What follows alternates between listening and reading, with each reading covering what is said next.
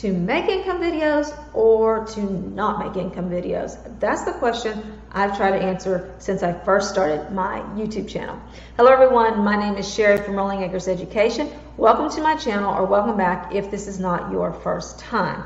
And I did have a request for an income video, and I had planned to make one my first year anniversary. And so I started watching income videos, and then I watched a video about income videos, and I really learned a lot and came to a huge realization. And if you've noticed my title, I don't know exactly what it's going to be yet, but it's going to be something to the effect of, here's my income, do I need to market? Because watching some of those videos and then watching the video about income videos made me wonder, do I really need to push myself to market? I mean, it's something I'm probably going to do. I really haven't marketed. I've shared some of my products on my personal Facebook page, but not even a lot of that. And I still feel like I've done pretty well. And it's not that I don't want to market in the future. It's just, I think I've kind of taken some of the pressure off myself to do that, because I think for me, making products is where I'm making my money. Okay. So before we get started, I'm going to say two things. Number one, I am nothing you can't be, and I've done nothing you can't do. And I say that because I promise you, I'm not just trying to be humble. I had very limited tech skills. I had no graphic design skills. All the graphic design I have learned has been from making Teachers Pay Teachers products. I promise you, I haven't made any digital products. Everything I made is a PDF. I have not done anything fancy at all. What do I think I've done? I think I've found a place that teachers are really looking for products and really have a need, and that's why I have made some pretty decent money.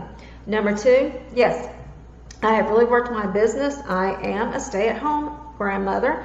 I have two granddaughters, one of which has special needs, and they take a lot of time and energy. I'm not going to sit here and say that there's not some advantages to working from home, and that there's not some advantages for being home in the summer, but let's just be honest. I don't care who you are, and I don't care what your situation is. If you're going to make this work, you're going to have to make sacrifices, and sometimes it's harder to make those when you're working from home, because you always think you can do it later.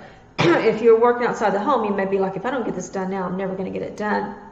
But sometimes when you work from home, you think, oh, I'm going to go ahead and do this, and then I can work on my business later. Done it. No, you have to set time and say, this is when I'm going to work on my business, and then you're going to have to make sacrifices to make it work. I have done that. I've not gone places. I've not watched TV. I've given up doing things that I like to do so that I can work on my business. So that's number one and number two. Number one is, if I've done this, you can do it. And number two, it's going to require sacrifice. Okay, so I'm going to do from September 15th to June 15th, and I'm going to do 2 half months. Okay, so I'm going to do the first half, the last half of September, go through each month, and then the first half of June, I'm going to tell you how many products I had in my store, how many paid products I had in my store, how many units I sold, how much money I made, and my overall conversion rate. And I hope I don't get lost and repeat myself. I'm going to try not to. Okay, so I opened my store on September 15th, bought the premium account, and said, this is it. I'm going all in, and I'm going to make this work. So at the end of October, I had 5 products in my store. I sold 2 products and made $2.45 and had an overall conversion rate of 1%. I'm going to mark these off so I know that I've done them. Okay, so that was a half a month. In October, I added 3 products for a total of 8 products in my store. I sold 12. Had an overall conversion rate of 3% and made $21.60, which I was bragging to everybody about that. By bragging, I meant, and telling my family. Some of them got it, some of them didn't, but it's okay. I thought it was fabulous. Then in November, I made 9 products for a total of 17 products in my store, and I sold 31 units, had an overall conversion rate of 3%, and made $55.44. Now, in December, I added 7 products for a total of 24. By the end of December, I had 24 products. Now, a lot of people have bad months in December, but I actually had a great month, and I'm going to tell you why and what you can do, okay? I sold 154 products. I had an overall conversion rate of 11%, and I made $171.60. Now, Christmas is one time that usually everybody's looking for seasonal resources. Now, I think that a lot of people look for seasonal resources throughout the year, but some people don't. Some people are like, you know, they do seasonal resources, they don't. But at Christmas, I think like a huge percentage of people look for seasonal resources, even people that don't normally look for them. Because if you're a teacher, you know why. I don't even have to tell you. You know why people are looking for seasonal resources. The week before Christmas is horrible. I every year said I'm going to save up and take off the whole week before Christmas. It's awful. And so teachers are just looking for something to keep these kids busy. So seasonal resources, Christmas resources really, really sell, because not only are your normal seasonal people looking for them, everybody's looking for them. So if you can find a way to make some seasonal resources, even review type activities, any kind of something that teachers don't have to put a lot of thought into, where the kids are still learning something, they're engaged, and no prep, okay? So December, make some kind of Christmas, if you want to. I mean, I'm just saying, if you're starting off in hey, if you're December's fine, go do whatever you're doing. But if you need help in December, that's just an idea. Okay. Then in January, I added 12 products. Now, those products were mostly for February. Okay. So in January, I had, at the end of January, 36 total products, and I sold 32 of those and had a 4% conversion rate and made $53.95. Now, I made 2 products for that month. I made a New Year's Day, and I made it over Christmas and had it ready. And it was, by the time people got back to school, it was like January 4th and 5th. I really think New Year's resources are going to sell better during Christmas. If you're going to make New Year's resources, I think you should have them ready to go for Christmas and not for when they get back. I sold one of those. One. Okay. And then I did the Martin Luther King resource. I only did that for high school. I didn't do 3 through 5 and all that because, and I talked about this in another video, I almost didn't do it because I thought, oh, everybody's going to be doing that. And remember, I'm new, and I didn't think about, you know, don't tell yourself that. Don't tell yourself not, you know, everybody's doing that. Don't ever tell yourself that, okay? Find a way to make it happen. And I actually did. I did it with a focus on science. And so I did sell a few of those, but really didn't get that up soon enough. So I'm anxious to see how that does next year. Anyway, so I didn't have a great month that month, $53.95, but that's because I didn't really have a good set of resources, okay? All right, and by the end of that month, I had some of my science resources come out also.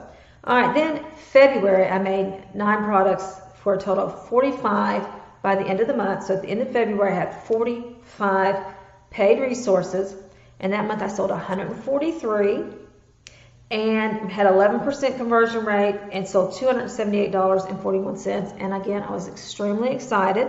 That was very helpful. If you don't know, I don't have income, okay? I'm not going to go into all that. You can watch my other videos to find out about that, but I'm just going to say, for me, that was huge.